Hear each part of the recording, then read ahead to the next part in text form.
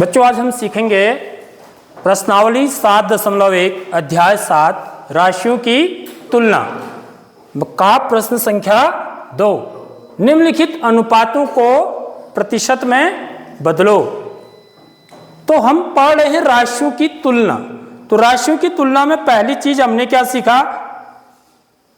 अनुपात। तो अनुपात के द्वारा हम क्या करते हैं? राशियों की तुलना करते हैं। और जो दूसरी चीज है जिसके द्वारा हम राशियों की तुलना करते हैं वो होता है प्रतिशत।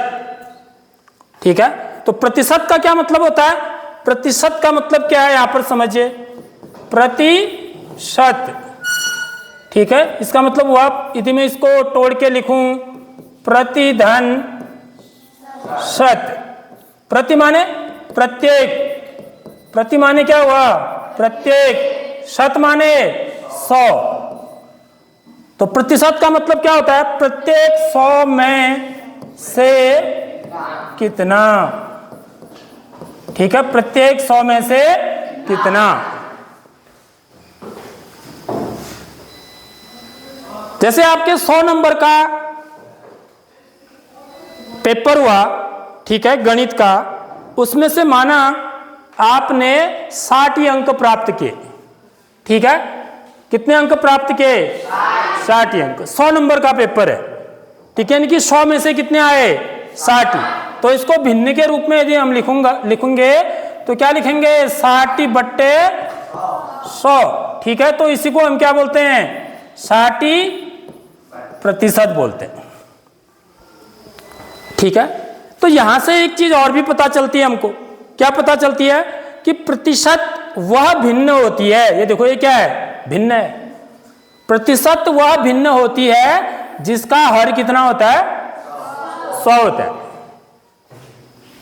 ठीक है, तो किसी भी भिन्न को यदि मुझे प्रतिशत में बदलना है तो हम क्या करेंगे? उसके हर को 100 बनाएंगे। ये बात समझ लो। तो प्रतिशत के द्वारा भी हम क्या करते हैं? राशियों की तुलना करते हैं। जैसे हम आपका जो रिजल्ट होता है वो प्रतिशत में बताते हैं कि भाई इसके इतने प्रतिशत अंक प्राप्त हुए इसको।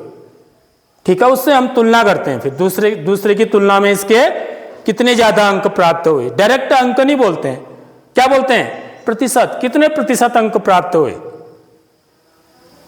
ऐसे जब हम बैंक में पैसे जमा करते हैं तो वहां पर जो ब्याज की जो दर होती है वो भी किस में होती है? हाँ, परसेंटेज, यानी कि प्रतिशत में होती है। ठीक है, तो प्रतिशत का बहुत ही इंपॉर्टेंस है, हर जगह यूज होता है। किसी गांव में यदि जनगणना होती है तो वहां पर भी जो है कितने प्रतिशत पुरुष हैं, कितने प्रतिशत महिलाएं हैं, कितने प्रतिशत बच्चे हैं, तो वहां पर भी प्रतिशत में हमको क्या चाहिए? आंकड़े चाहिए। तो हम क्या करते हैं? वहां पर आंकड़ों को भी किस में बदलते हैं? प्रतिशत में बदलते हैं। तो प्रतिशत एक्चुअली में क्या है? एक भिन्न है जिसका हर कितना होता है? 100 होता है। ठीक है, यदि यहां पर ये इस भिन्न में 60 बट्टे 100 आ रहा है तो इसका मतलब ये कितना प्रतिशत है? 60%। तो यहां पर जो ये अनुपात है बच्चों, इनको भी हम क्या करना है? हमें क्या करना है? प्रतिशत में बदलना है। तो सबसे पहले हम अनुपात को किस में बदलेंगे? भिन्न में। अनुपात को किस में लिखेंगे? भिन्न में। उसके बाद भिन्न को किस में बदल देंगे? प्रतिशत में। भिन्न को प्रतिशत में बदलने के लिए हम क्या करेंगे? हर को 100 बनाएंगे। ठीक है, और वो कैसे बनाएंगे ये आज हम सीखने वाले। ठीक, तो यहां पर इसको इरेज करता हूं, लेकिन ये पूरा ही इरेज हो जाता है, तो ये बड़ा बोर्ड में एक कमी है, इसके लिए मैं कुछ नहीं कर सकता हूं।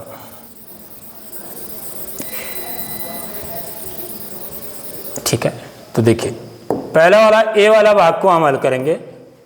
ठीक है, ये क्या है? 3:4। तो हम इसको भिन्न के रूप में लिखेंगे तो कितना लिखेंगे? 3/4। तो यहां पर से बच्चों दो तरीके हैं हमारे पास हर को 100 बनाने के। ठीक है, एक तो मैं किससे कर सकता हूं? समतुल्य भिन्न बना के कर सकता हूं, इक्विवेलेंट फ्रैक्शन। ठीक, उसके लिए मैं क्या देखूंगा? कि भाई 4 को किससे गुणा करके 100 आता है, ठीक है। किससे मैं 4 को गुणा करूं कि मेरे को 100 मिले, तो वो संख्या ढूंढूंगा, ठीक है। तो वो संख्या क्या होती है, 25 होती है। 25 चौको 100 होता है, तो इसके लिए आपको पहाड़े आनी चाहिए, ठीक है। नहीं तो आप 4 का भाग 100 में देके भी पता कर सकते हो। तो कितनी बार जाएगा, 25 बार, यानी कि वो संख्या क्या है, 25 है, जिसको कि मैं 4 से गुणा करूंगा तो मुझे 100 मिल जाएगा। तो पहले जो मेथड है ये फर्स्ट मेथड से कर रहा हूं, बता रहा हूं पहले, ठीक है। ये क्या बना के, समतुल्य भिन्न बना के। तो हम क्या करेंगे, 25 से अंश में भी गुणा करेंगे, 25 से हर में। ये समतुल्य भिन्न ऐसी तो बनाते हैं, तो जिससे मुझे तो 100 कहाँ चाहिए, हर में चाहिए। तो मुझे 25 से मैं खाली हर में ही 100 से 25 से गुणा नहीं कर सकता हूं, मुझे कहां भी करना पड़ेगा, अंश में भी, ठीक है। यदि मैं एक ही जगह गुणा नहीं कर सकता हूं, यहां पर देखो अंश में भी गुणा किया, इसका मतलब क्या हुआ, 25 का भाग 25 में कितनी बार गया, एक बार। तो अभी भी ये कितना है, 3/4 ही है ना, समझ रहे हो नहीं समझ रहे हो।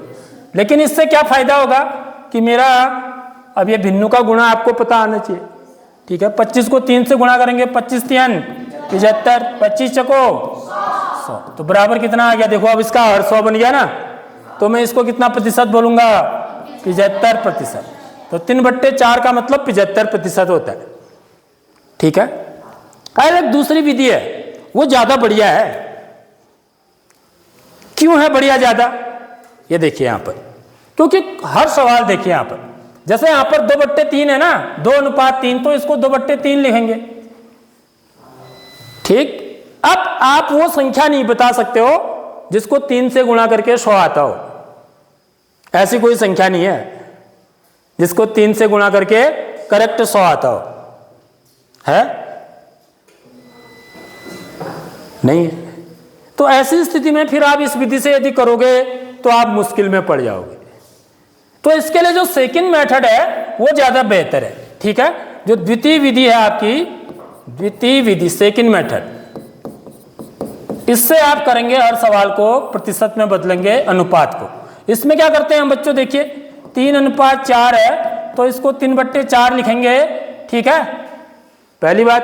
अब क्या करना है आपको, देखिए अब इसमें 100 से सीधे ही गुणा कर देना है, अंश में भी क्योंकि हर में, क्योंकि मुझे हर में 100 चाहिए ना, समझ रहे हो नहीं समझ रहे हो बात, तो 100 से ही गुणा कर दो सीधे। इस विधि से आप ये वाले क्वेश्चन भी कर पाओगे। फिर कैसे कर पाओगे अभी मैं बताऊंगा। अब देखिए, अब आपको क्या करना है, इस 100 को तो मुझे नीचे क्या रखना है, इसको कुछ नहीं करना है, ये तो चाहिए ही मुझे, ये वाला 100 तो मुझे चाहिए ही। लेकिन अब क्या नहीं चाहिए मुझे, 4 नहीं चाहिए मुझे हर में, नहीं तो 4 को 100 से गुणा करके 400 बन जाएगा ना, हर में सिर्फ 100 ही चाहिए, यानी कि 4 मुझे यहां से हटाना है। तो 4 कैसे हटाएंगे भाई, 4 से भाग दे देंगे 100 में, क्योंकि यहां से मैं इसमें भाग दे सकता हूं ना, हर से अंश में भाग दे सकता हूं। तो 4 का भाग 100 में दे देंगे, या काटना ही बोलते हैं इसको, कहीं पर नहीं कटेगा तो वहां पर भाग देंगे, समझ रहे हो बात। तो 4 का भाग 100 में कितनी बार जाएगा, 25 बार। 4 का भाग 4 में 1 बार, 4 का भाग 100 में 25 बार। तो सीधे क्या आ जाएगा मेरा है, 25 3 75, और नीचे क्या रहा, 100 को 1 से गुणा करेंगे 100 बराबर कितना, 75%। तो देखा, इस तरीके से भी हम इस सवाल को कर सकते हैं, ठीक है, आंसर सेम आएगा। अब देखो दूसरा वाला बी वाला पार्ट देखिए, ये बड़ा इंपॉर्टेंट है, 2:3।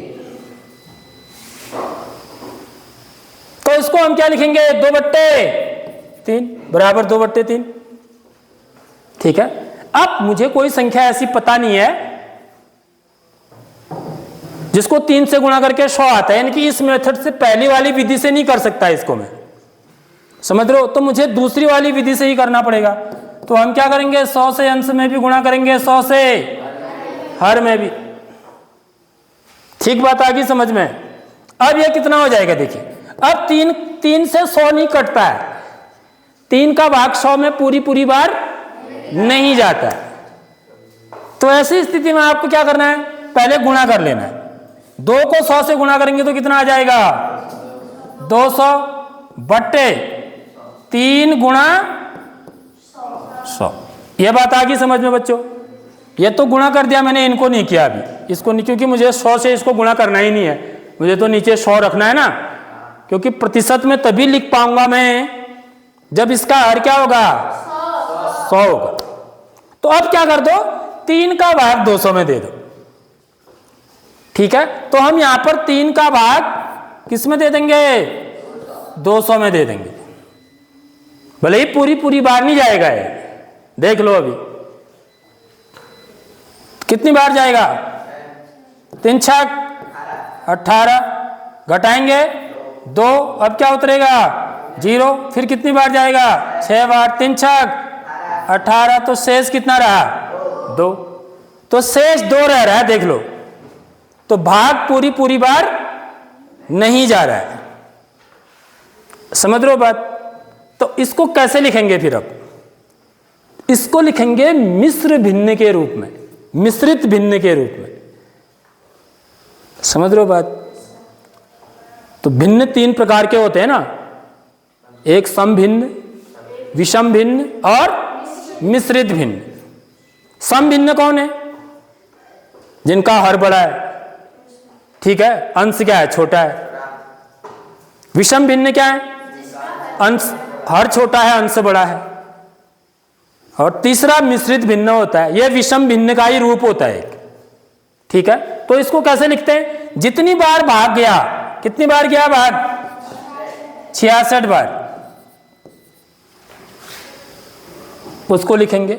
शेष कितना रहा है 2, इसको ऊपर लिखते हैं। किससे भाग दिया है 3 से, बट्टे 3, तो 66 से ही 2/3 लिखेंगे इसको। समझ में आ गई नहीं आई बात? यह 66 सही 2/3 बट्टे में कितना 3 से 200 में भाग देके इतनी बारी है ना भाग, 66 सही 2/3। यह बात आ गई समझ में? तो कितना प्रतिशत हुआ है 66 सही 2/3 प्रतिशत। यह बात आ गई। इसको हम दशमलव में भी लिख सकते हैं, इसको आप चाहें तो हम यदि दशमलव में पूछा जा रहा है तो दशमलव में भी लिख सकते हैं। दशमलव में कैसे लिखेंगे? अब जैसे मैंने यहां पर भाग दे दिया पूरा, तो यहां पर 2 शेष रहा। यदि मुझे दशमलव में लिखना है तो मैं क्या करूंगा दशमलव लगाऊंगा, तो दशमलव लगाने के बाद यहां मैं 0 लगा सकता हूं। क्यों? यही तो होता है, यहां पर मैं आगे से कितने भी 0 लगा सकता हूं, तो मेरा 1 0 उतरेगा। तो कितनी बार जाएगा 3 छक 18, फिर 2 शेष आएगा, फिर कितनी बार जाएगा 6 बार ही जाएगा, फिर आगे 6 बार ही जाते रहेगा। ये खत्म कभी नहीं होगा, खत्म कभी नहीं होगा, ये भाग पूरी बार नहीं जाता है। तो यदि मुझे दशमलव के 2 अंकों तक लिखना है, इसका मान दशमलव के 2 अंकों तक, ठीक है, तो मैं इसको क्या कैसे कितना लिखूंगा? देखिए, इसी चीज को यदि मुझे दशमलव में लिखना है तो मैं क्या लिखूंगा 66.6। देखो, यदि यह दूसरा वाला अंक देखिए 2 अंकों तक लिखना है ना, तो यदि यह वाला पहला अंक 6 है, दूसरा भी 6 है, तो मैं यहां पर तीसरा अंक भी देखूंगा। तीसरा अंक मेरा क्या है 6 है। यदि तीसरा अंक 5 या 5 से बड़ा होता है, ठीक है, तो यदि मुझे 2 अंकों तक लिखना है तो हम क्या करते हैं, इस वाले अंक में 1 जोड़ देते हैं, क्योंकि यह 6 है। देखो, ये तीसरा वाला अंक क्या है 6 है, यानी कि 5 या 5 से बड़ा है। तो ऐसी स्थिति में यहां पर 1 जोड़ते हैं। यदि 5 से छोटा होता है तब नहीं जोड़ते। समझ में आ रही बात? यदि यहां पर 4 होता तब हम इसका उत्तर क्या लिखते हैं 66.66 ही लिखते, ठीक है, क्योंकि यहां पर यह वाला अंक क्या है 4 से बड़ा है। 4 से यदि बड़ा है, 4 से मतलब बड़ा मतलब 5 है, 6 है, 7 है, 8 है, 9 है, तो ऐसी स्थिति में इस वाले अंक में 1 जोड़ देते हैं। तो ये कितना हो जाएगा 66.67।